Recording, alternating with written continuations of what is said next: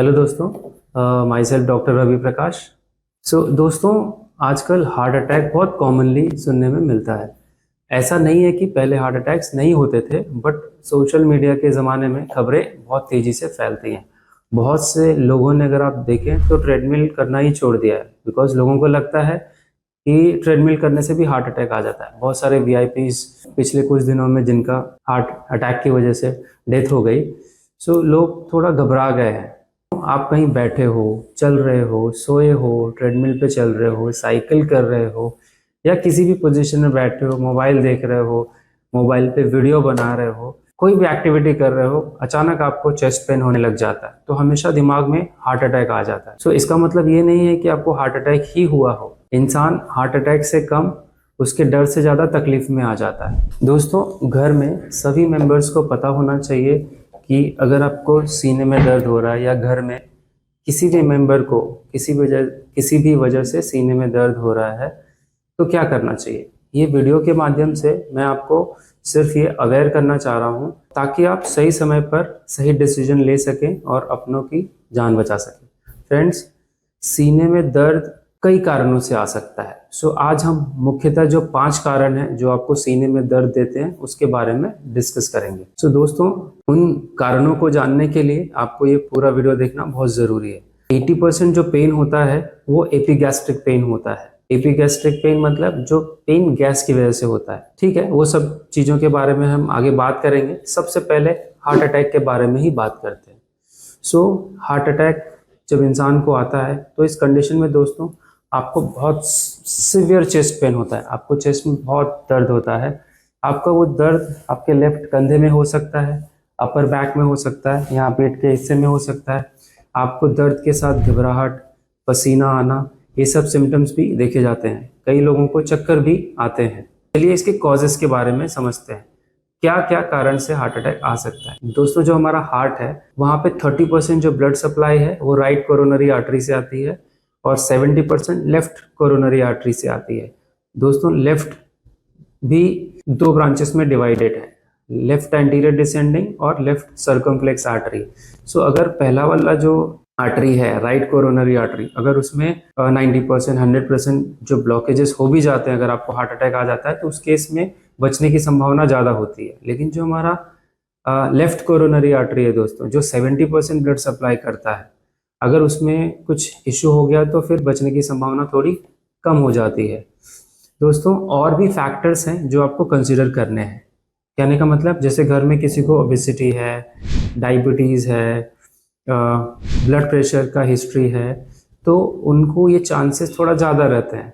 तो आपको इमीडिएटली, अगर ऐसे सिम्टम्स फील हो रहे हैं, तो आपको अपने डॉक्टर की सलाह इमीडिएटली लेनी चाहिए। अगर आपको कहीं पिन पॉइंट पेन हो रहा है, एक ही जगह पे पेन हो रहा है, कहीं इधर उधर रेफर नहीं हो रहा है, और कोई भी एसोसिएटेड सिम्टम्स नहीं है, तो घबराने की बात नहीं है। अगर एंटासिड से, एक्सरसाइज से आपका पेन कम हो रहा है, इसका मतलब वो हार्ट अटैक नहीं है। प्लीज़ आप अपने डॉक्टर के पास जाके उसको प्रॉपर्ली डायग्नोज कराएं और ट्रीट करें। जैसा कि अभी मैंने बोला दोस्तों, एपिगैस्ट्रिक पेन। दूसरा जो कॉज हो सकता है चेस्ट पेन का, वो एपिगैस्ट्रिक पेन। क्या होता है एपिगैस्ट्रिक पेन, मतलब क्या होता है? ये पेन गैस के कारण आता है।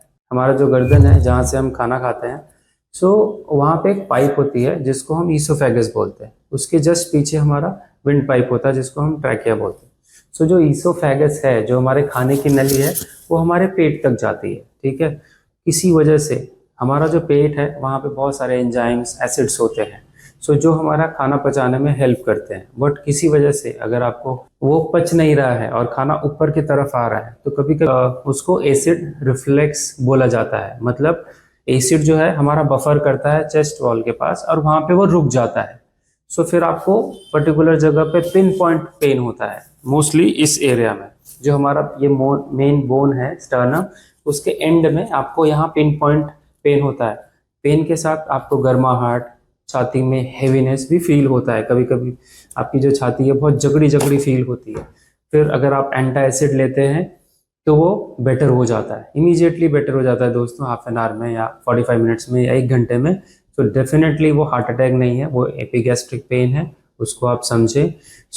जिनको एसिडिटी या एसिड रिफ्लेक्स, जिसको हम मेडिकल टर्म में बोला जाए तो GERD बोला जाता है, गैस्ट्रोइंटेस्टिनल रिफ्लक्स डिजीज। सो ऐसे पेशेंट को जिनको ये शिकायत पहले से है, उनको अल्कोहल और सिगरेट्स वगैरह या फिर फ्राइड चीज़ें अवॉइड करनी चाहिए। दोस्तों जो तीसरा कारण है जो चेस्ट पेन आपको दे सकता है, उसको हम प्लूराइटिक पेन बोलते हैं। हमारा जो लंग्स होते हैं हमारे दोनों साइड, उसकी एक कवरिंग होती है दोस्तों, उसको हम प्लूरा बोलते हैं। उसकी जो लेयर है उसको प्लूरा बोला जाता है। अगर आपको लंग में इन्फेक्शन है किसी भी कारण से, तो जो सबसे ऊपर का लेयर है प्लूरा, उसके ऊपर जो नर्व सप्लाई होती है दोस्तों, कभी कभी वो अफेक्ट हो जाती है कोई भी इन्फेक्शन की वजह से। मोस्टली जनरली लोगों को अगर टीबी हुआ है या कोविड हुआ है जिसकी वजह से वो प्लूरा आपका अफेक्ट हो जाता है और फिर वो आपको पेन कॉज करता है। सो कभी कभी आपको कफ करने में, ब्रीदिंग करने में भी चेस्ट में पेन होता है, सांस लेने में तकलीफ होती है, कभी कभी आपके कफ में ब्लड आ जाता है। सो इसको हम प्लूराइटिक चेस्ट पेन बोलते हैं। चौथा जो कंडीशन है दोस्तों, कोस्टोकॉन्ड्राइटिस। कोस्टोकॉन्ड्राइटिस सो ये क्या होता है, इसके बारे में थोड़ा सा चेस्ट एनाटॉमी आप समझेंगे तो इजी हो जाएगा इसको समझना। हमारा जो रिब केज है, जो हमारे रिब्स होते हैं पीछे की तरफ, ट्रांसवर्स प्रोसेस से आपके जो वर्टिब्रेज हैं उसके ट्रांसवर्स प्रोसेस से जुड़े होते हैं, लेकिन आगे की तरफ जो हमारा बीच में ये बोन है जिसको हम स्टर्नम बोलते हैं, वो उसमें डायरेक्ट अटैचमेंट नहीं होता है दोस्तों, बीच में होता है कार्टिलेजेस, उसके थ्रू स्टर्नम से जुड़े होते हैं। अगर वो किसी तरह से पुल हो गए हैं या उसमें इंजरी हो गई है during exercise, pushing activity, ball throwing, या कार्टिलेज है उसमें इन्फ्लेमेशन हो गया है, तो उसको कोस्टोकॉन्ड्राइटिस बोला जाता है। बट दोस्तों प्लूराइटिक और कोस्टोकॉन्ड्राइटिक पेन में डिफ्रेंशिएट कैसे करोगे आप, बिकॉज इसमें भी, कोस्टोकॉन्ड्राइटिस में भी आपको ब्रीदिंग में, कफिंग में पेन बढ़ता है। डिफ्रेंशिएट करने के लिए सबसे मेन जो चीज़ है दोस्तों, कोस्टोकॉन्ड्राइटिस में आपको एक पिन पॉइंट, एक जगह पे टेंडरनेस फील होगा। टेंडरनेस मतलब जब आप उस एरिया को प्रेस कर रहे हैं तो आपको वो स्पेसिफिक एरिया में दर्द होगा। इस तरह से आप दोनों को डिफ्रेंशिएट कर सकते हैं। दोस्तों जो लास्ट कारण है वो मस्कुलर पेन है।